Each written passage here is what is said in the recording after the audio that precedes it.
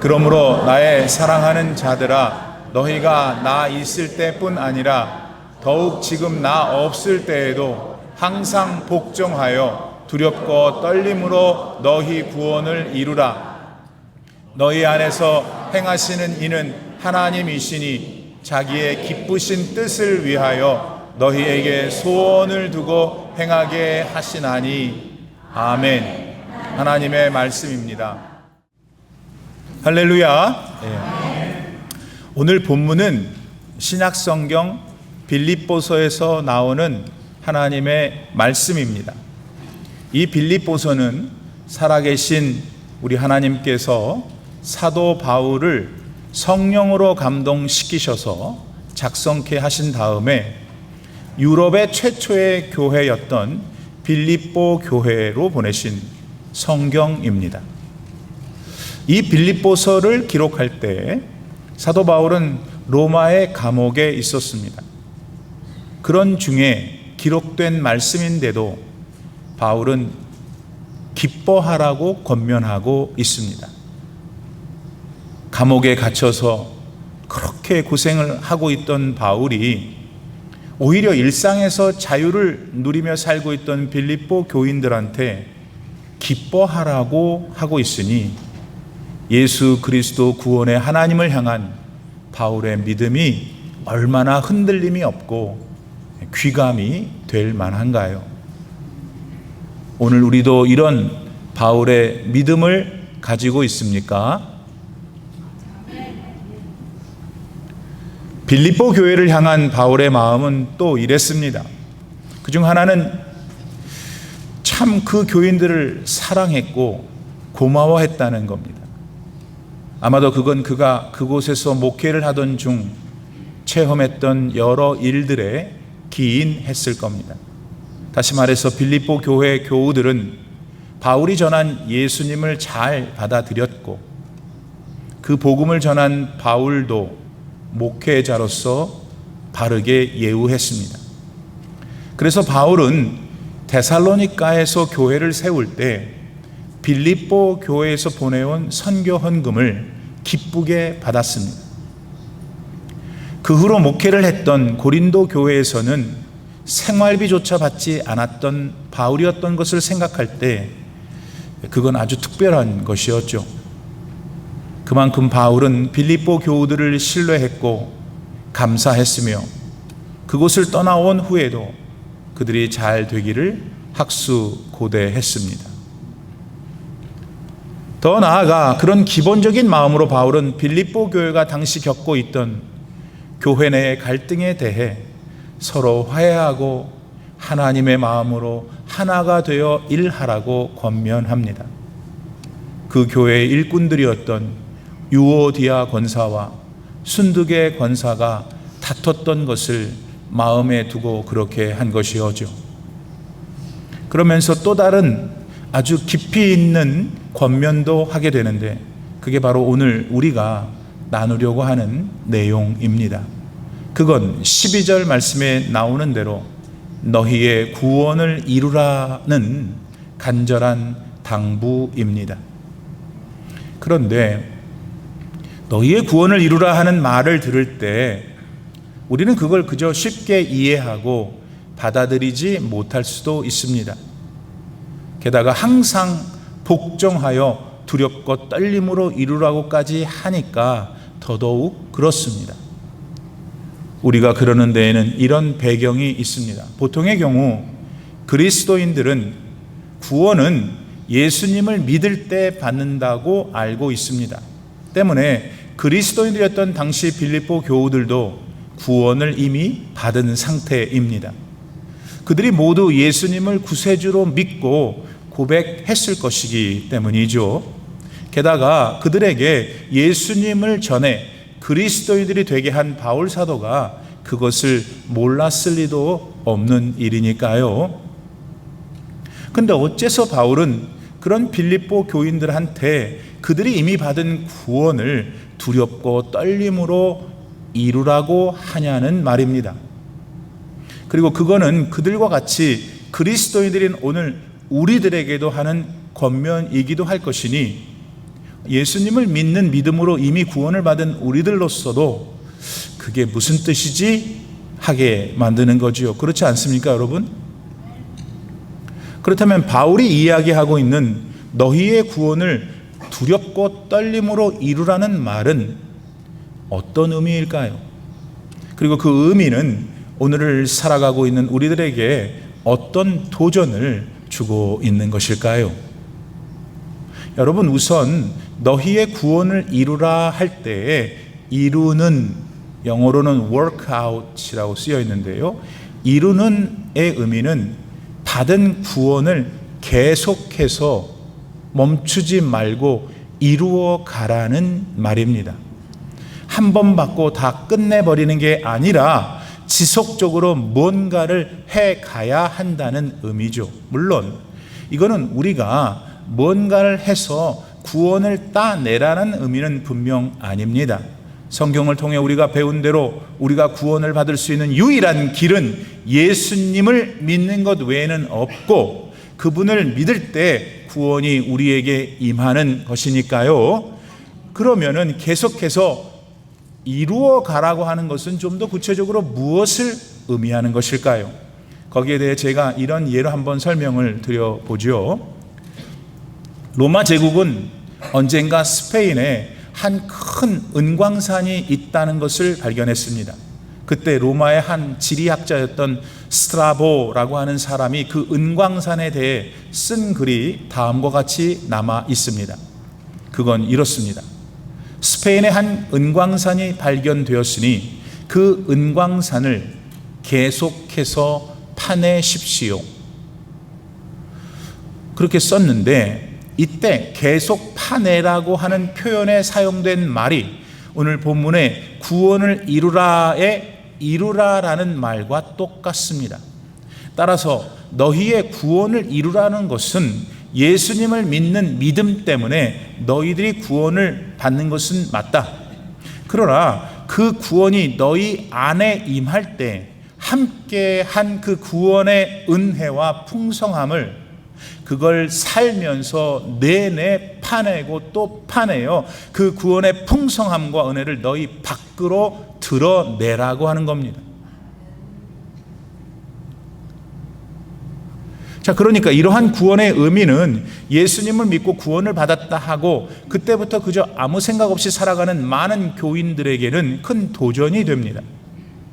예수님 믿어 죄사함 받아 기뻤고 또 이 다음에 죽으면은 하나님 나라에 간다고 하니 어렴풋하게 소망도 되어서 괜찮았습니다. 근데 실상은 그런 마음의 동의와 설레임 뿐이었는지도 모르죠. 그런 구원의 감격과 그런 은혜를 주신 하나님의 풍성함을 내 삶으로 세상에 드러내는 일에 대해서는 대개들 잘 생각해 보지 않은 일이었을 테니까요. 하지만 그런 믿음의 삶을 살까 염려가 되었던 바울 사도는 빌립보 교인들한테 구원에 대한 보다 더 깊은 이해와 그것을 위한 구체적인 행동을 당부하게 되었습니다. 그리고 그런 바울의 당부는 성령님을 통하여 오늘 예배를 드리는 여러분 모두에게도 주어진 것임을 아셔야 합니다. 사랑하는 여러분, 지금까지의 내용을 간단히 정리해 보면 이렇습니다. 우리가 예수님을 믿을 때 구원이 임합니다. 이건 변함이 있을 수 없는 진리입니다. 그런데 그렇게 받은 구원이 하나님으로부터 내려진 선물일 때 그 구원을 받은 사람은 그 구원이 완성되는 그날까지 그 구원을 이루어야 하는 것을 알아야 한다는 겁니다. 그리고 그 구원이 완성되는 날은 구원받은 성도들 모두가 예수께서 부활하신 후에 변화하신 것처럼 부활의 몸을 입고 새하늘과 새 땅에서 주님을 만나게 되는 그 영화의 순간을 말합니다. 보세요. 로마서 13장 11절 말씀에서 바울은 이렇게 소리칩니다. 또한 너희가 이 시기를 알거니와 자다가 깰 때가 벌써 되었으니 이는 이제 우리의 구원이 처음 믿을 때보다 가까웠습니다. 바울은 구원을 뭔가 시차가 있는 것으로 표현하고 있습니다. 우리가 예수님을 믿음으로 인해 받은 은혜의 선물인 현재의 구원은 하나님 나라에서 꽃피게 될 완전한 구원을 향하여 가고 있음을 말해주고 있는 것이죠. 그러므로 구원받고 현재를 살고 있는 우리들은 그 완전한 구원을 향하여 나아가며 우리 안에 있는 구원을 우리 삶에서 나타내며 살아야 하는 것입니다. 그것이 너희의 구원을 이루라는 것의 참 의미입니다.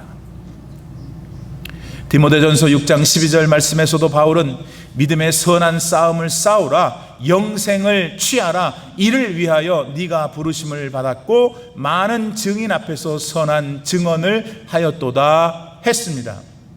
아니 여러분, 구원을 받은 사람이 그저 천국 갈 준비나 하면서 현실의 복만 구하면 살 일이지 뭐하러 선한 싸움을 싸워야 하는 겁니까? 그렇잖아요.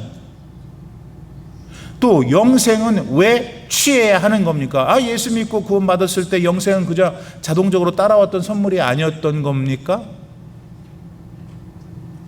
답해 보세요.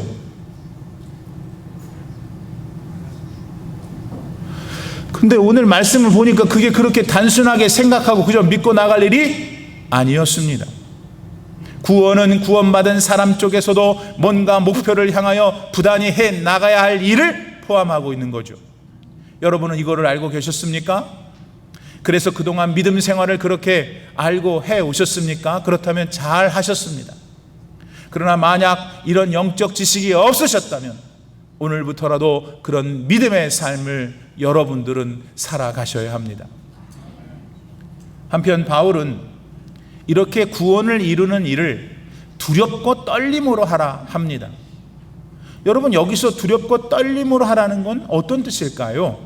이건 하나님을 거스르는 것을 두려워하는 마음으로 살라는 겁니다. 여러분, 이건 어떤 경우로 그 예를 들 수 있을까요?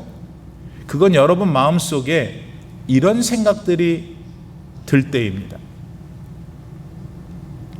내가 이 일로 넘어져서 내 기쁨을 이룰 수 없어 라고 여러분이 마음에 생각하는 거예요. 내가 가장 사랑하는 하나님을 난 거스를 수 없어. 내가 잘못 살면은 내게 예수님에 대해 듣던 사람들이 나와 예수님을 얼마나 비웃겠어.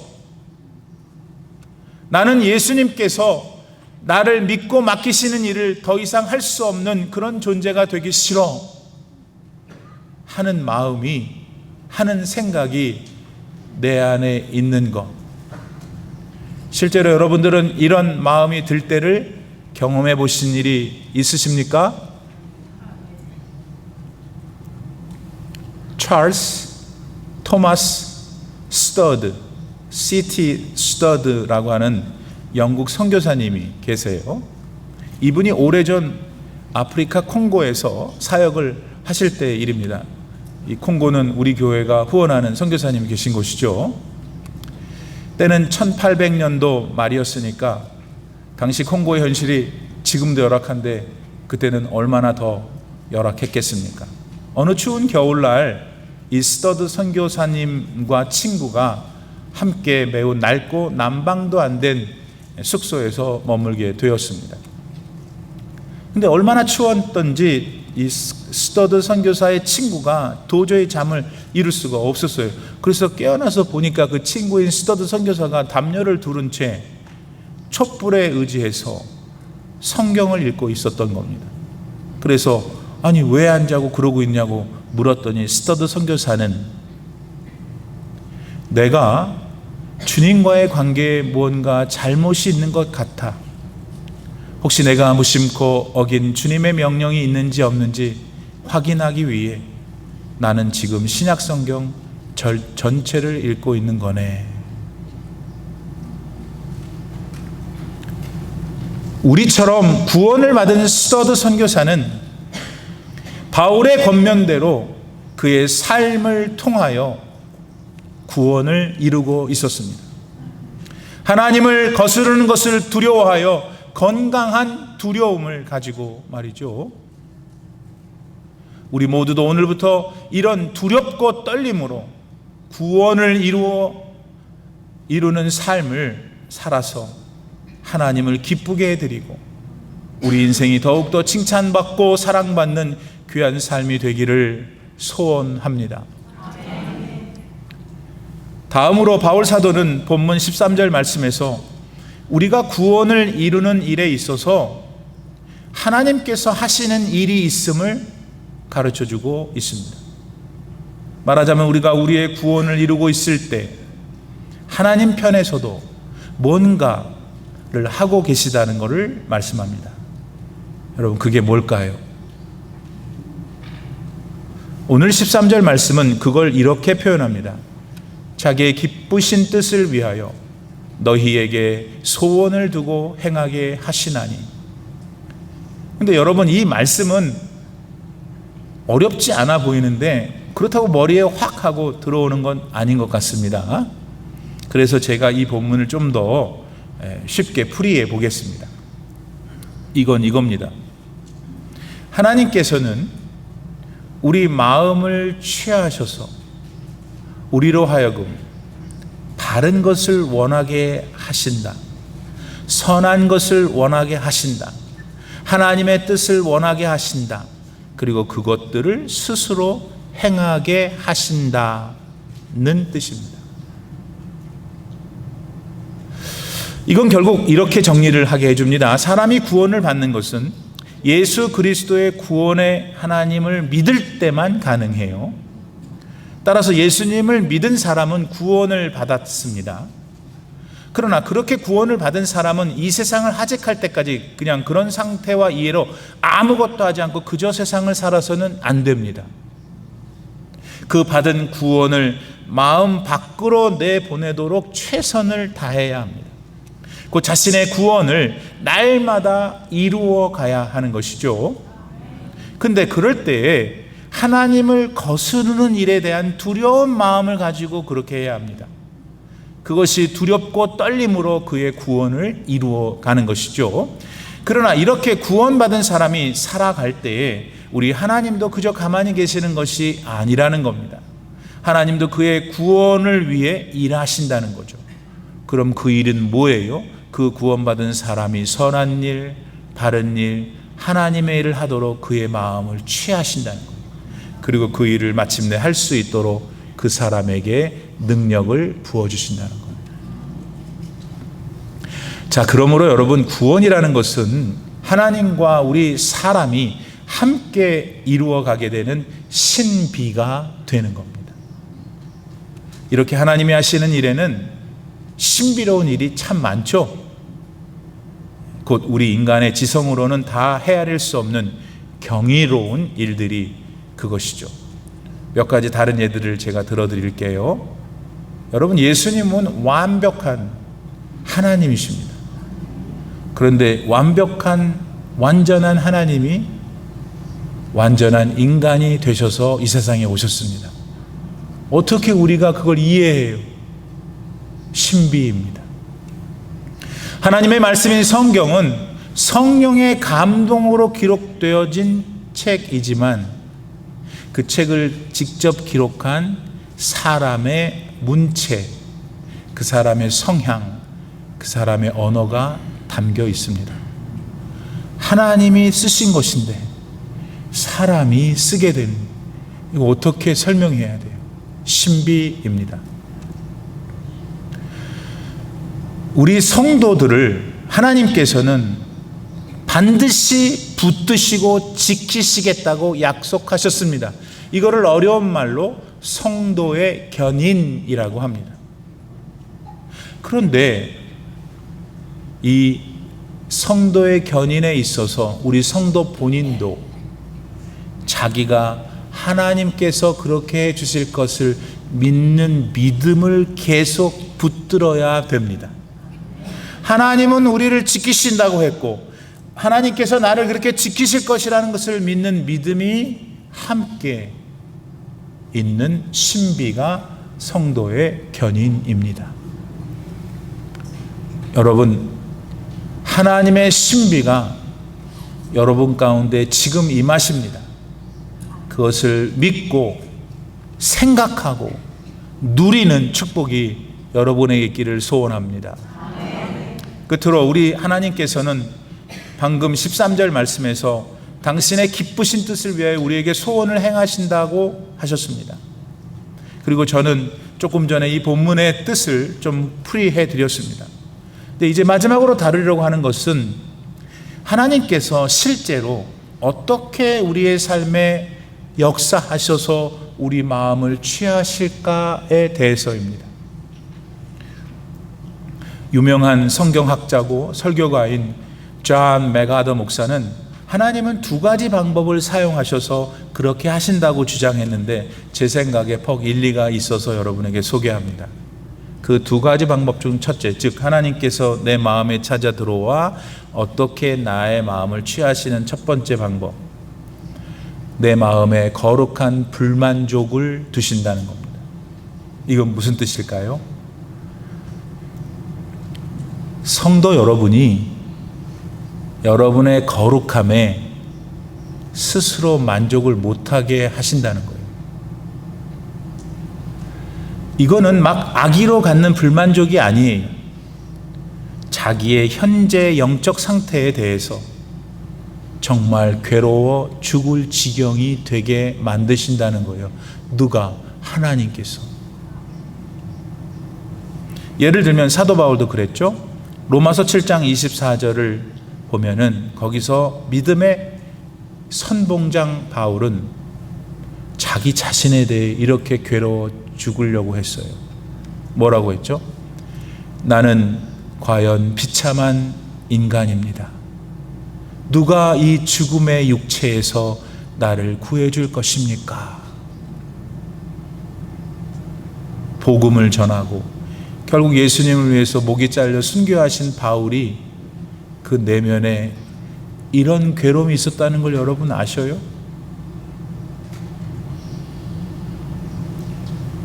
여러분도 있으세요?